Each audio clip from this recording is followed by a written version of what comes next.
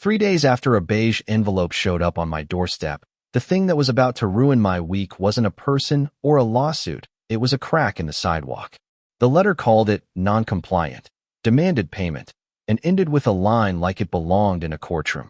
Failure to comply will result in enforcement action. I read it at the kitchen table, coffee getting cold, and I remember thinking they're really mad about concrete.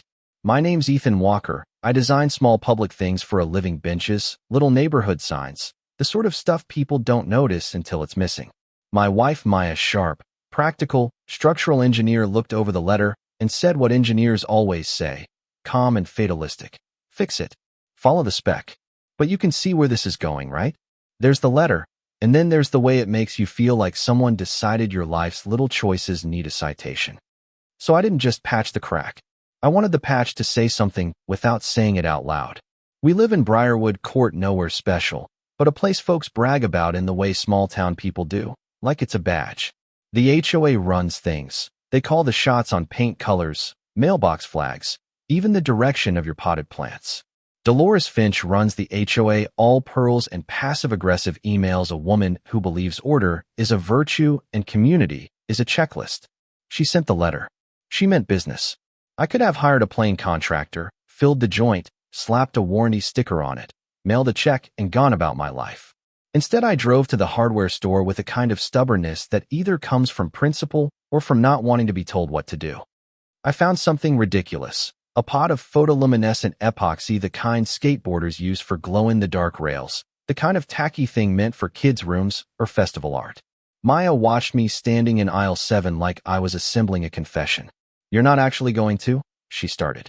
I shrugged. "I'm going to comply with the letter. I'm not going to comply with the attitude behind it." That night, I mixed the epoxy like a ritual, slow, careful, almost holy in a way. Maya laid down the tarp and handed me the trowel. Neighbors flicked porch lights and watched through curtains. I pressed the compound into the crack so it sat flush with the sidewalk, smoothed it, then added a scattering of tiny glass beads that trapped the light like little private stars.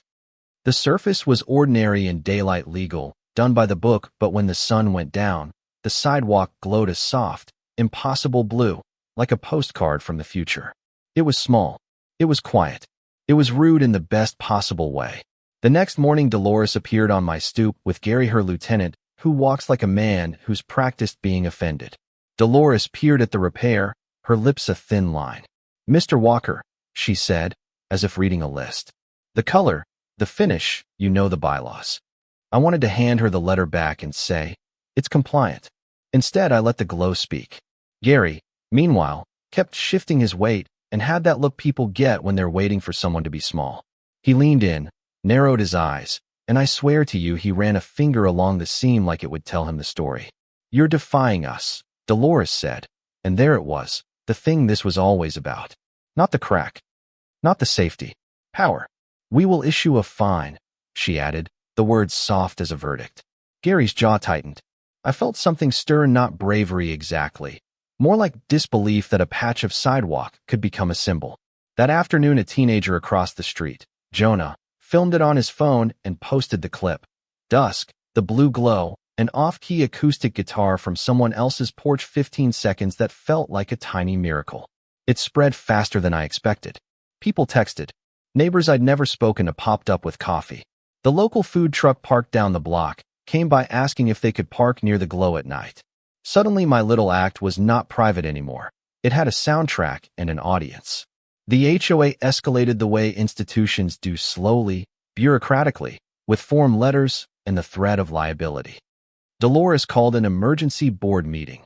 She drafted a bylaw amendment to ban decorative luminescence on common areas. It sounded petty when you said it, like banning fairy lights in the name of decency. But where rules are vague, enforcement becomes personal, and enforcement is where power thrives. That's when things went sideways. Dolores hired a contractor to inspect the sidewalk. The contractor, a man named Gus, came over with a clipboard and a serious face. He looked at the glow, squinted, and asked me practical things about the mix and the cure time. I expected him to cite codes and recommend demolition. Instead, he said, "This is clever. It's not an easy remove," and honestly, he paused, with the kind of honesty reserved for backyard confessions. I don't want my crew breaking something we can live with. I remember thinking, of all people, some contractors choose to be decent. Gus left without issuing a citation and, later, pulled me aside and said, if the HOA keeps this up, make sure you have a few neighbors willing to speak at the meeting. Then came Gary's visit on a Sunday unannounced. He brought a toolbox and a look that tried to do the job of a judge.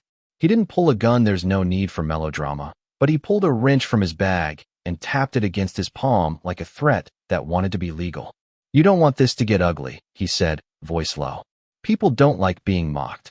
It was the first time the whole thing felt like it could tip into intimidation.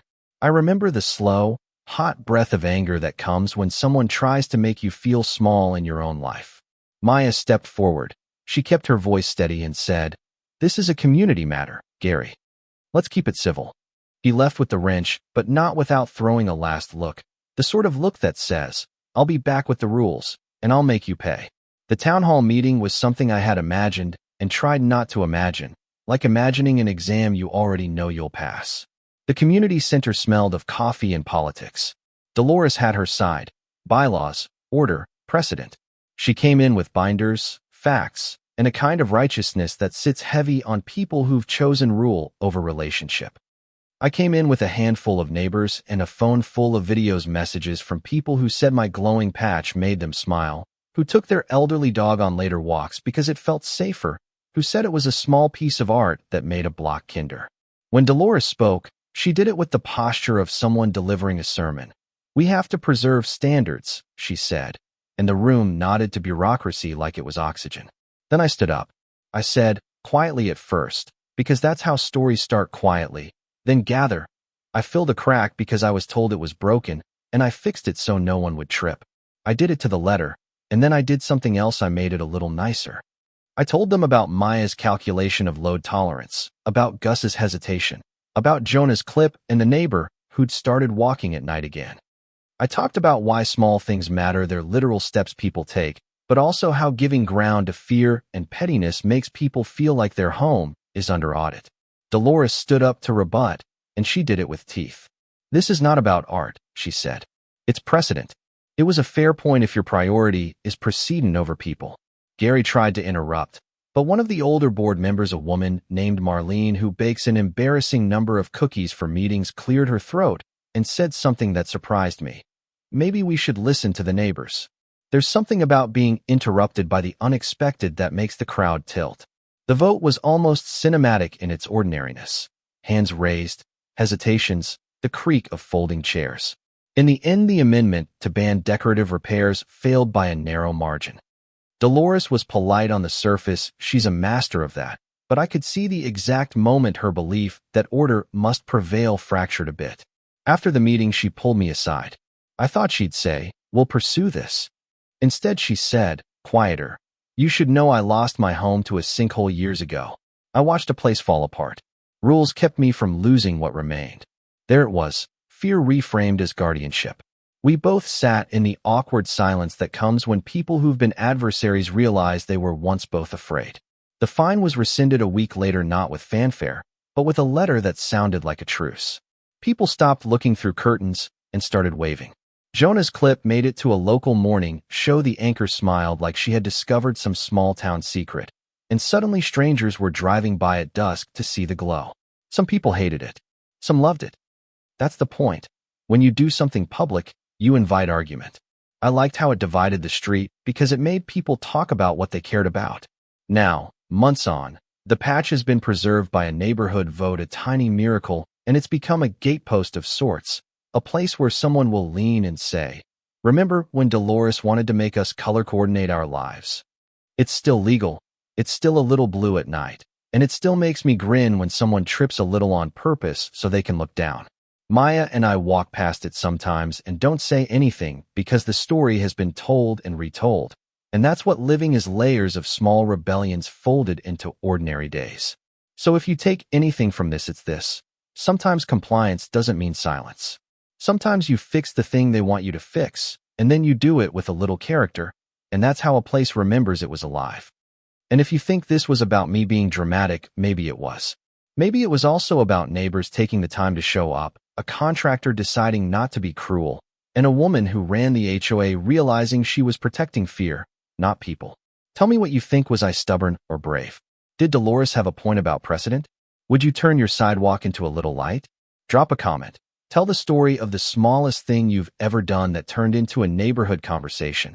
And if you're into it, share this with someone who needs a reminder that rules are for people, not the other way around.